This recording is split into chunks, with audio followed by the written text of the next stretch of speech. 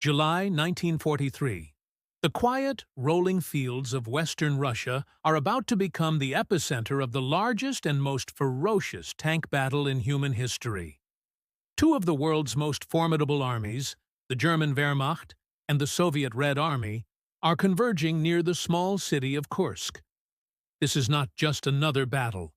It is the definitive turning point of the Eastern Front, a monumental clash of steel that will seal the fate of millions. Following the catastrophic defeat at Stalingrad, Hitler is consumed by a desperate need to reclaim the upper hand. He conceives a plan of immense scale and audacity, Operation Citadel. The objective is to encircle and annihilate the Soviet forces in the Kursk salient with a massive pincer movement. To achieve this, he amasses a colossal force, over 3,000 of his best tanks, including the new and feared Tigers and Panthers, supported by 2,000 aircraft and nearly 900,000 battle-hardened soldiers. This was intended to be the decisive blow, the final hammer strike to shatter the Red Army and turn the tide of the war back in Germany's favor. But the Germans were not advancing into the unknown. Stalin's extensive intelligence network had been working overtime, successfully uncovering the details of Operation Citadel weeks in advance. Armed with this critical foresight, the Soviets began an unprecedented feat of military engineering. They transformed the Kursk salient into a virtually impenetrable fortress. For months, under relentless pressure, they dug over 3,000 miles of trenches, laid a staggering 500,000 mines, and constructed deep, layered defensive belts that stretched for miles. Every field was a potential kill zone, every village a fortified strongpoint. They were not just waiting for the German attack, they were actively shaping the battlefield to their advantage, preparing to absorb the German onslaught and bleed it dry. On the dawn of July 5, 1943, the ground begins to tremble. The German offensive erupts. Massive columns of Tiger and Panther tanks, the pride of the Panzerwaffe, roll forward under a deafening barrage of artillery. Above, Stuka dive bombers scream down from the sky, their sirens heralding destruction. The air itself seems to crackle with explosions and shrapnel. Yet, the meticulously prepared Soviet defenses do not break. The German advance, expected to be a swift breakthrough, grinds against a wall of resistance.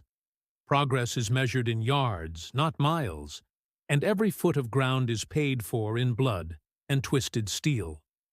The great German offensive slows, falters, and begins to stall. Then comes July 12th. Near the small village of Prokhorovka, the battle reaches its terrifying crescendo.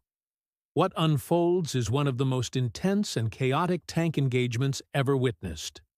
Over 1,200 tanks from both sides converge and clash at dangerously close ranges. The idyllic fields transform into a maelstrom of fire, thick black smoke, and flying metal. The thunderous roar of powerful engines and the constant percussive blast of cannon fire create a symphony of destruction that can be heard for miles around. It is a desperate, brutal melee where crews fight for their lives in burning steel coffins.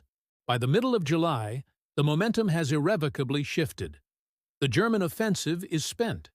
Their elite panzer divisions are exhausted. Their tank losses are unsustainable, and their lines are stretched to the breaking point. The gamble has failed. Seizing the moment, the Soviets unleash their own massive counterattack, throwing fresh reserves and overwhelming numbers against the weakened German forces.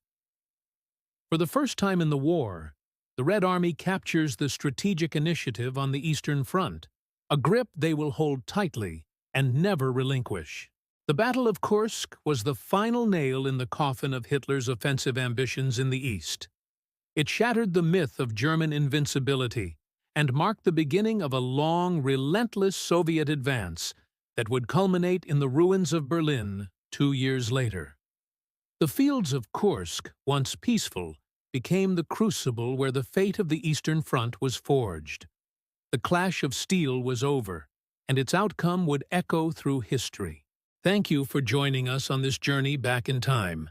If you found this story compelling, please consider liking the video and subscribing to our channel for more deep dives into history's most pivotal moments. We'll see you in the next one.